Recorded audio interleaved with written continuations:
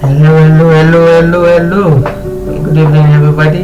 Hi, this is Pamela Favola. So our project today is Amazon Cognito, where we'll be doing authentication and authorization using Amazon.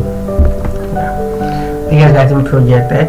So today we'll be going through step by step on how to do it using JavaScript or React, right? To create authentication and authorization on Amazon Cognito. So I have my Medium here.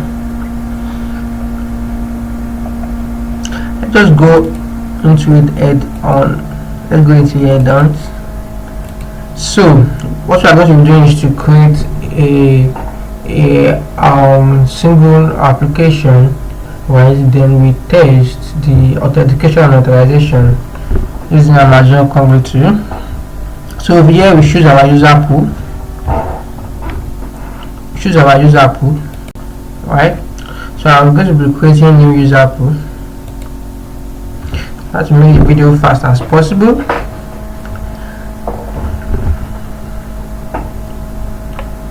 So we create a new user pool. You can choose traditional, the single, the mobile, and the machine to machine. Okay, what all this means is just that this traditional web application is when you want to do more of maybe Node.js, Python, and you want to integrate the Cognito to your traditional application, which is like Python or Node.js or any other backend architectures, right? So you can, if you choose traditional web application, they will give you can either choose from Python, I think, Node.js and the likes, right? So you just copy the code, then you integrate into your backend application architectures. But for this practice, you'll be using the front end, actually, which is the single page application. It consists of JavaScript, Angular, and React. So let's choose single page. Let's name it favorite as my name, right? Favorite. So now I want to configure what the user can sign in with. So I'll be choosing user email, right? For the attributes for the sign up also, I'll be choosing email too. Okay.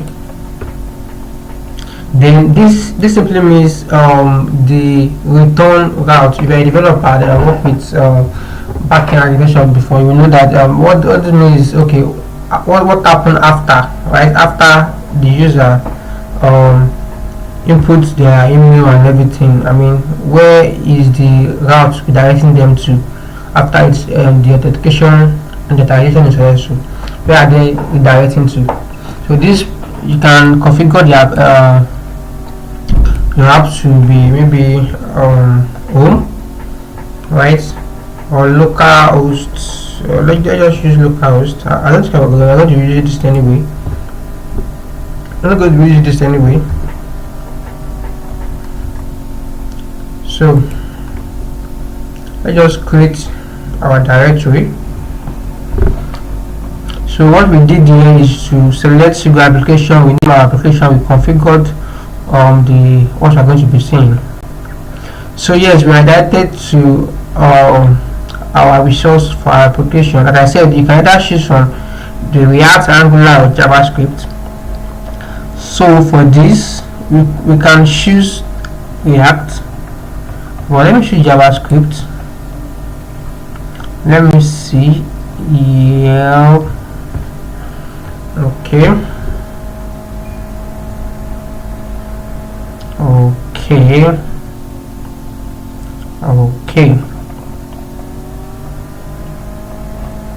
So now you have a application that's already running. You can copy this code, right? After you install the client for the Cognito, that is OIDC client, then you can go ahead and import all of this into your application.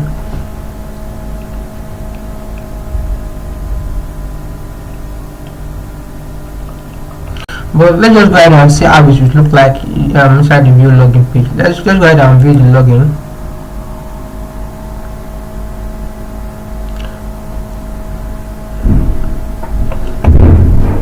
Okay. So I want to see how it is going to look like. We have not set up the login at all. Like we have not just any much of anything. Yeah, exactly. Doing our signing, like we have set it that the sign-in will consist of email. The sign up to will be email actually. So let's click on create account. You can see exactly the sign up to consist of only email. And if you want to add more, you can go back to the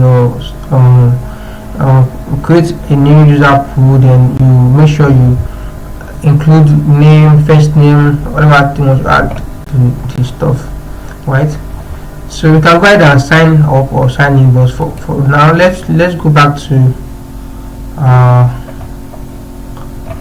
okay, let's go to overview. Okay, so we have our user ID, the signing.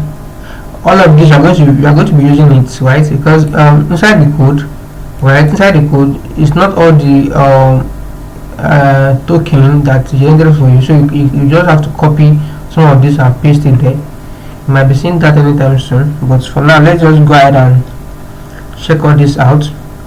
We have created a new user. Like from here, you are going to see it here. You will see the new user here. We don't have any user yet. Let's go ahead and create one user though.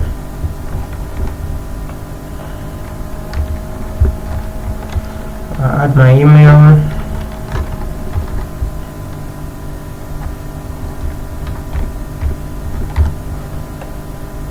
So password.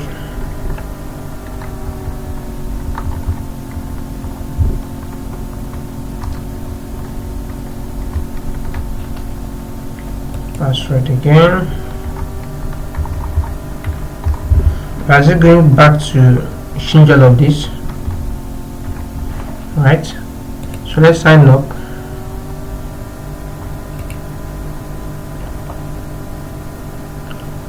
Okay, so they have sent the code to my email to confirm my account. Let's check that out.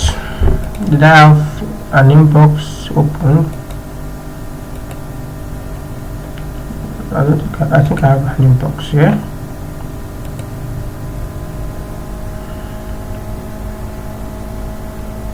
So they sent me a code to verify my account. So this is more like one-factor authentication, right? The code is 6888, I guess. Yeah, 6. Let me just copy that. So we have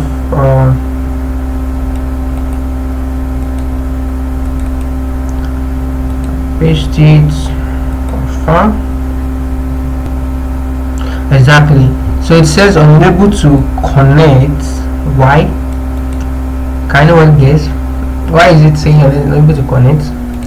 That is because the return URL that we said is localhost and auth, right? Auth. Now there's nothing like that. There's nothing like that yet. So if you refresh this, let's refresh. You will see that our user is here. Is stored already. Our user is stored already. So let's go ahead and change the let me check authentication method.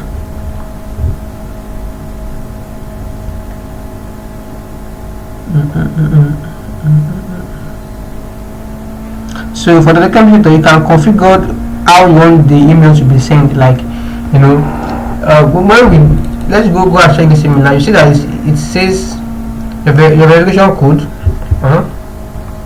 Your verification code, then it's one kind of the email like this, no reply at verification email dot this thing. So you can go ahead and set it up to look nice from here. Actually, from this edit, you can go ahead and edit.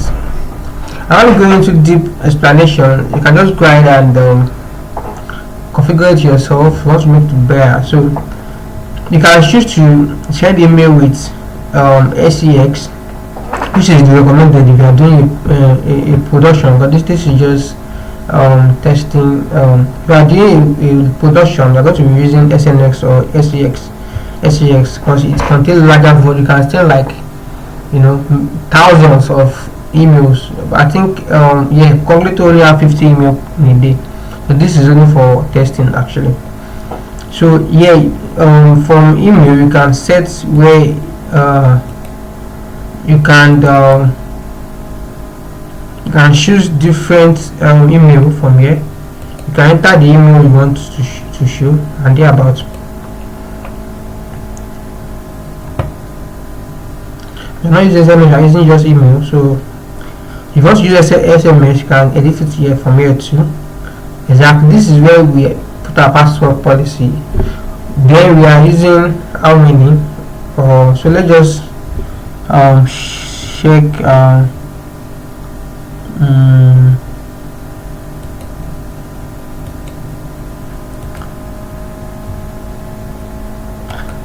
yeah, let's change it. I mean, it's too long. I mean, I don't need to put all of this character. All these are for security purposes, but I don't care. So you can just include one number, remove all of this. Let's just remove all of this for now. And so I'm going to make it 3, right? So that we can be faster what we are doing. So we said that. So what else are we setting? Passkey. We're not using passkey. So let's go to sign up again.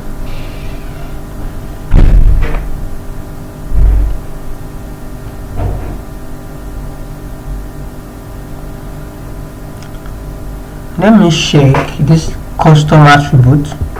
Look interesting.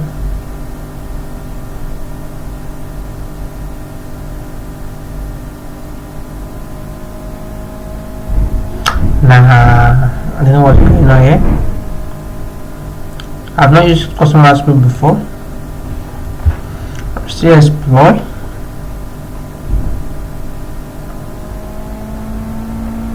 Let me go back to login.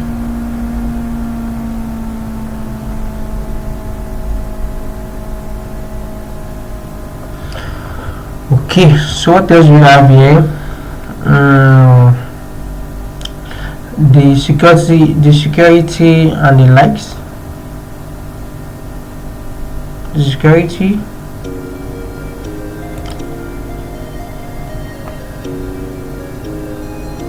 So let's just try and do one final thing. Let's try to create a JavaScript